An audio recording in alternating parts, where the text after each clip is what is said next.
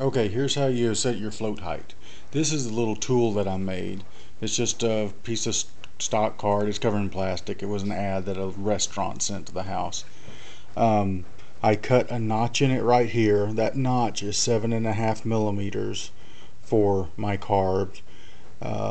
And I did just cut this all the way across, but it needs to clear the float assembly. So I notched out here, and this touches on the other side. Let's see if I can get this where you can see it. It touches right there, and then where this little cutout right here touches the bottom of the float is where your float height's measured. It says if it's got two sides, you can measure both sides and average them, but I just did one side.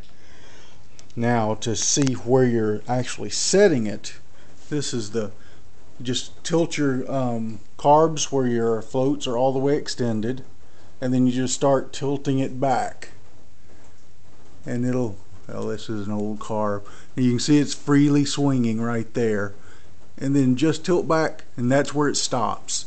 It's not compressing the little, let's see, right in there, it's not compressing the little spring. If you go on, the weight of the float, well, I moved it to where you couldn't see. The weight, it just stops right there. The weight of the float will compress the spring if you get it too far back. So just where it stops, you can tell where it bounces right there, and that's where you measure it from. When it's in that position, then you measure from the gasket surface to the bottom of the, I guess if you're holding it like this, it's the top of the float right there. It's not very hard to do. Then that little metal right in the center of the screen there, that little metal tang is where you bend it just a little bit to adjust the height. And the carbs, let's see, I looked up your bike, or I looked up the 83 Magna 1100, and it was 7.5 millimeters where it's supposed to be set. And I think this one is just about that. I think it's a little more than 7.5, but this is an old junk carb. And that's all there is to setting it.